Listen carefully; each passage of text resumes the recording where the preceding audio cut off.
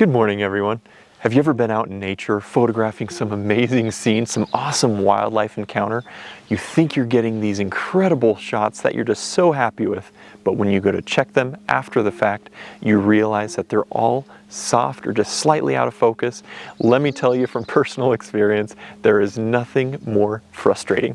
As a self-taught photographer, this is something that's happened to me more times than I care to admit.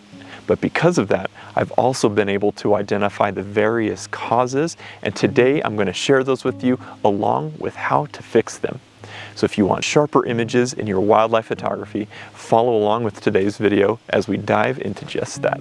Let's get into it. Whether you're new at wildlife photography or you're a seasoned pro, you may be familiar with a number of these issues and others you may not be. If there's something that I missed, or if your personal experience varies from mine, let us know down in the comments so that we can all learn together here.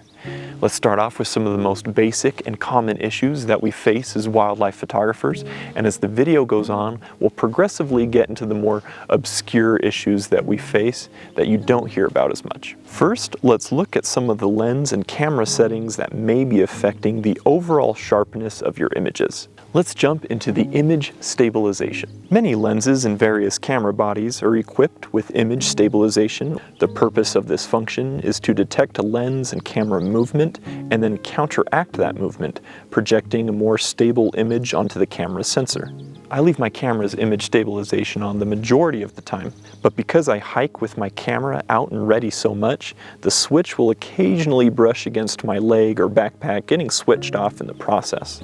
So before you start shooting, check to make sure your image stabilization is still on. Most photographers that I talk to about image stabilization are very familiar with the primary function and setting on their lenses. But on many larger telephoto and zoom lenses, there's another setting that rarely gets moved.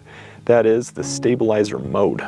Each lens may be a little bit different in the overall function of these modes, so you want to make sure that you familiarize yourself with the specific lens that you're using. Generally speaking, there will be a mode, usually the first option, for just general shooting.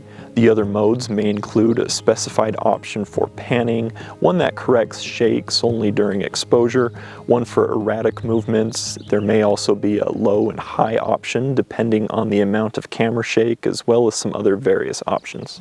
Again, it's best to familiarize yourself with the specific lens that you're using for the best results possible. From my experience, these modes really do make a difference in overall sharpness when used for what they're specified for. The general setting does a great job on the lenses that I use, but I found in most instances with cameras and lenses, the more specific you can get in your settings for a specific use case, the better the results will be. One of the biggest culprits for soft or slightly out of focus images among wildlife photographers is heat.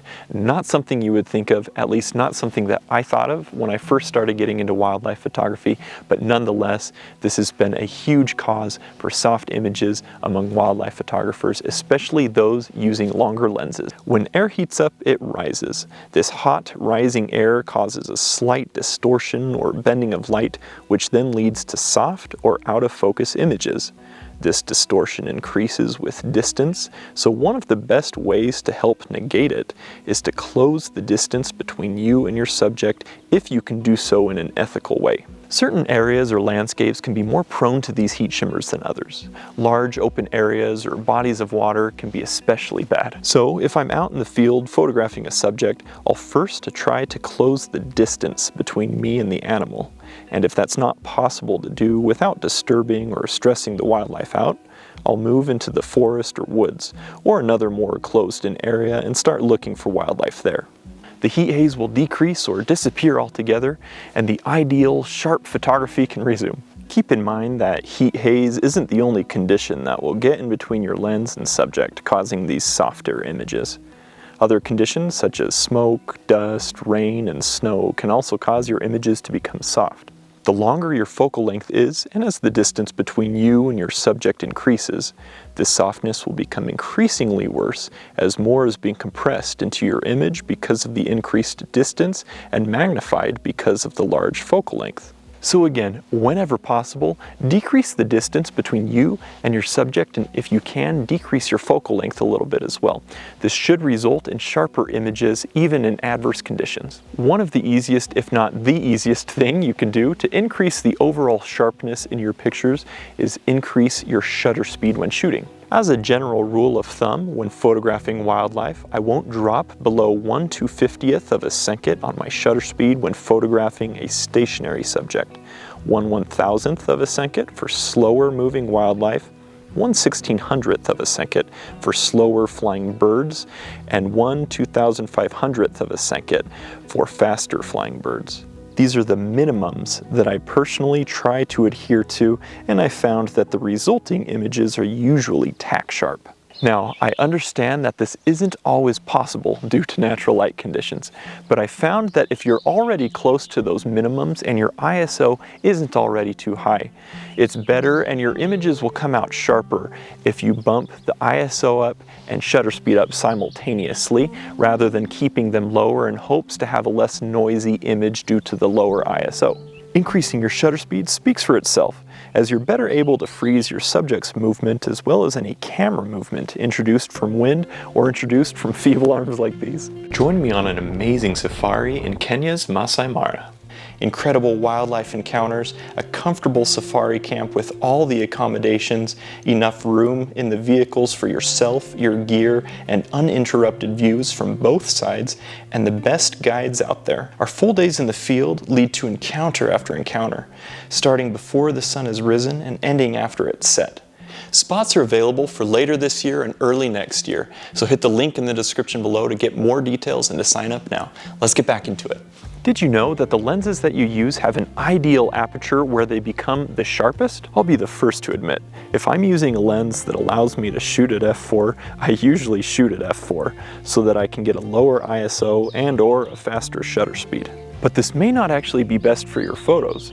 The ideal aperture, or your lens's sweet spot, as it's often called, is usually not achieved wide open or stopped all the way down. Rather, the sweet spot is usually found somewhere in the middle. I've shot on lenses that open up to f4 or f5.6, and I found the ideal aperture is usually somewhere around f7.1 or f8.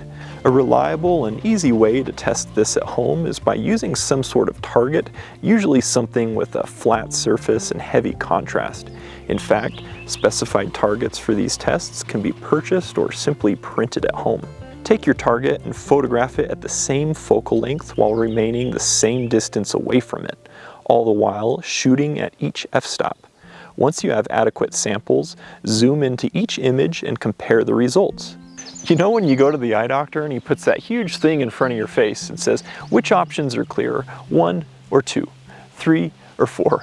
Well, this simple test that you can do with your camera is going to feel a lot like that, but it's something that you can do in a controlled situation at home that allows you to figure out for your camera and lens combination which aperture is going to be the sharpest to shoot at before you get out into the field. It's no secret that good light equals sharp photos. When I look at my sharpest photos, the vast majority of them were taken when I had wonderful light to work with, usually right at the end of the golden hour in the morning and right when it starts in the evening. There's a reason why these times of day and these light conditions are coveted by photographers. This point, unlike every other one that we've talked about today, is tricky because there's not really anything that we can do to change the light conditions that we have to work with. The best thing you can do is utilize every second of this light that you have to work with and learn how to make the most of the less than ideal light that you'll be using the majority of the time.